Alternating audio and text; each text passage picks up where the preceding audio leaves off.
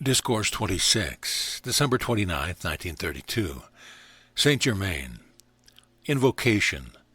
Thou mighty, infinite presence, all-enfolding love, infinite in thy activity, gracious in thy loving power, we salute thee heart to heart, face to face, pouring forth eternal gratitude for the outpouring of thy mighty energy, for the use of thy directing wisdom, for the presence of thy opulence in our home and use. We acclaim ourselves that active part of thee, self-conscious of thy divinity, maintaining every hour thy supreme command. I bring you greetings from the great host who minister and who watch all activity. The Discourse. We all rejoice exceedingly in the wondrous loving presence of the students, for the great harmony, joy, and accomplishment that has been attained.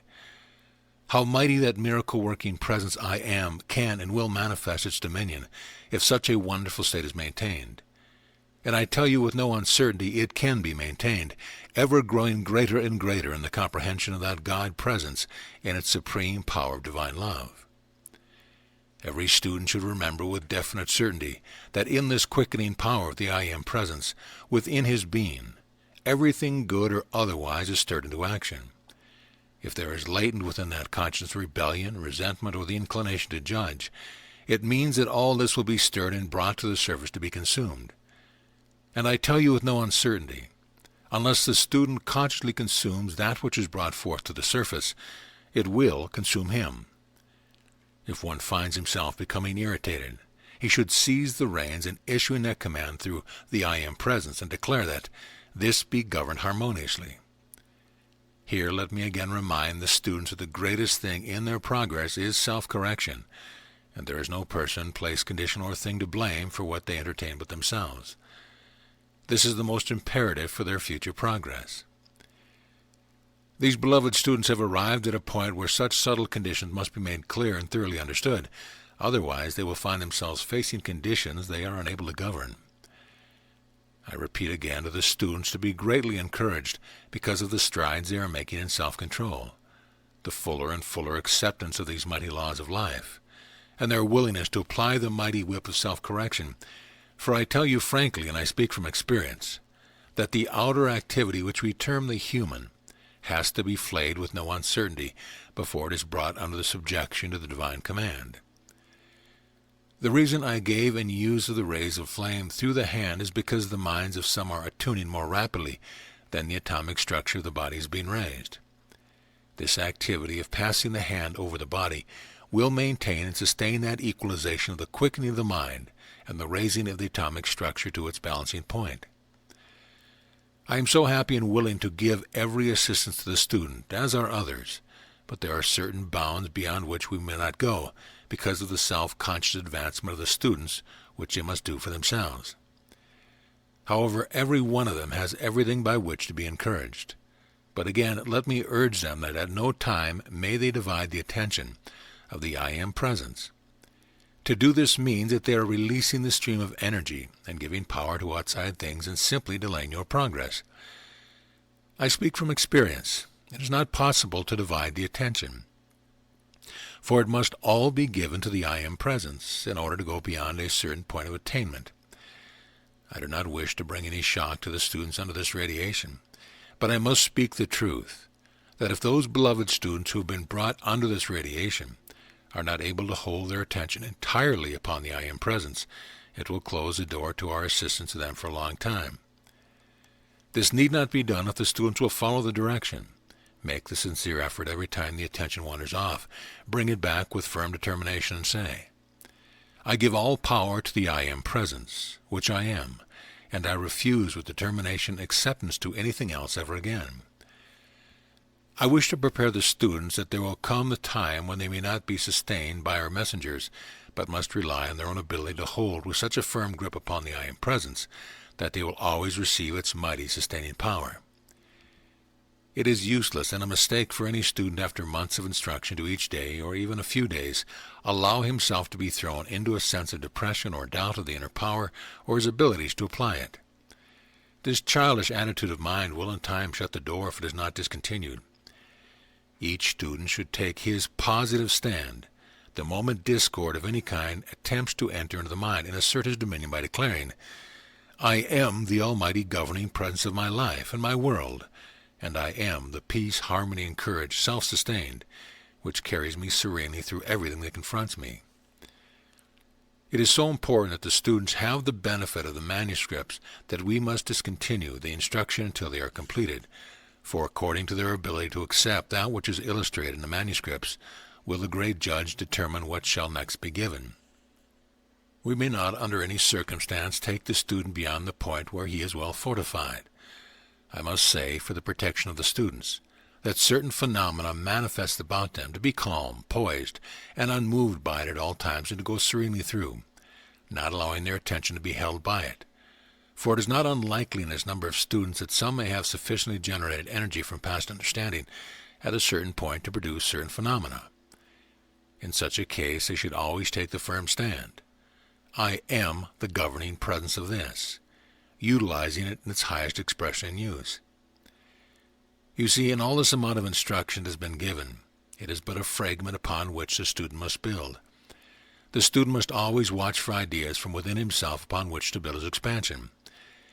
The first premise for every student on earth who wishes to attain permanent achievement is to first remind himself that I am the presence and intelligent activity. This is the first principle, and in it he can never go astray.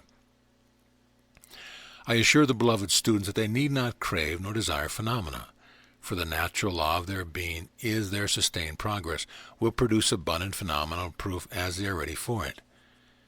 In this, mark you, I do not in any wise refer to the appearance of any of the ascended ones, for that is an entirely different thing, and is really not to be taken as phenomena of any kind.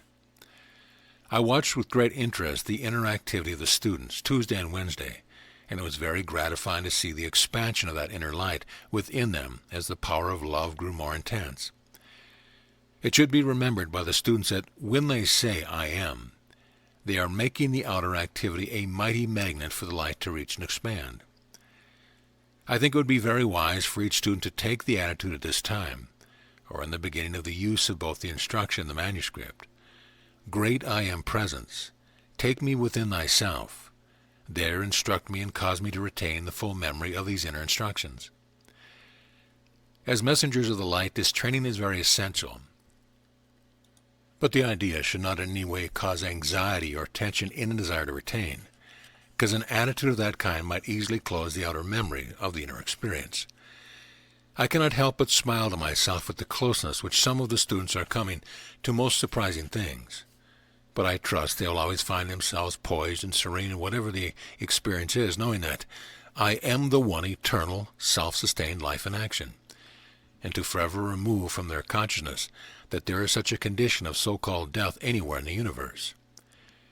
The outer activity of the mind and world is a passing maya, shifting as the sands of the desert, and need never cause anyone the slightest concern, for I am the eternal life, knowing no beginning and never finding an end.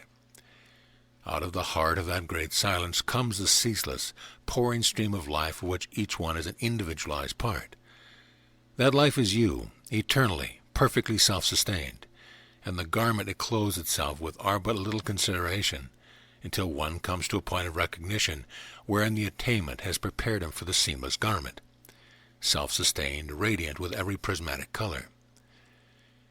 Then may one indeed rejoice in that eternal garment that is ever radiant and changeless, which has removed him from the wheel of cause and effect, and has made him a being of cause only. That cause is the radiance of divine love, ever pouring and evolving from its conscious, self-poised, radiant God-center, the heart of the I Am presence, which is eternal youth and beauty, the all-knowing presence containing in self-conscious action the past, present, and future, which after all are but the one eternal now. Such is the eternal elimination of all time and space. Then you find your world peopled with perfect beings, your buildings decorated with choicest jewels, you standing in the center of your creation, the jewel in the heart of the lotus, its petals your mighty avenue of its perfect activity. Such is a humble picture of that which stands before you, beckoning you into your perfect eternal home and radiance. You see, I feel a glorious radiance, and if each one, especially the students, could center themselves in the presence of divine love, and hold themselves there firmly, what wonderful experiences would come to them, if they would shut out the interference of the outer activity of the mind. For one to take the attitude that I am the presence of divine love at all times would do such wonderful things. To use this statement and feel it would at all times close the door to the outer activity of the mind. The solution of every problem is always right at hand because I am presence always holds everything within it. A demand is the impelling of a solution into expression. I am is the intelligent, active principle within us, the heart of our being, the heart of the planet, and the heart of the system. I cannot refrain from reminding the students again, for they should always know that whenever you say I am, you are releasing the one almighty, intelligent energy, power and self-sustained element. Keep at it, and you will come into a condition so supreme, so wonderful. When you are looking into the physical sun, you are really looking into the great central sun, the very heart of the I Am presence. You must take the unconditional stand with your body that the I Am presence governs this physical body completely and compels it into obedience.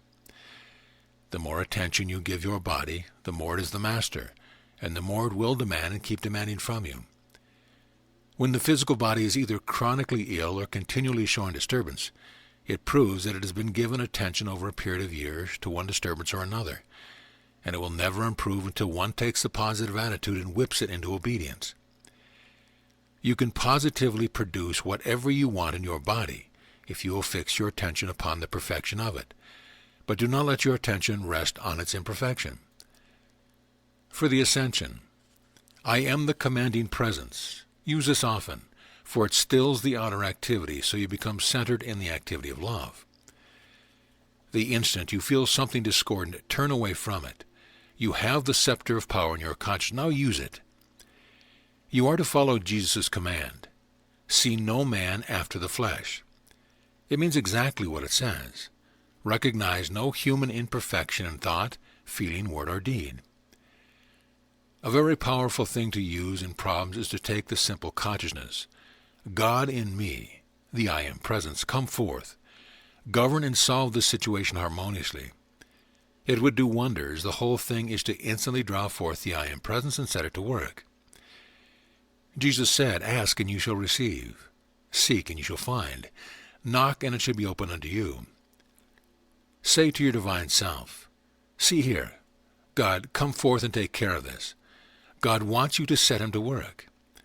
This release of the flood of God energy, intelligence, and substance which flows to do the command. Benediction.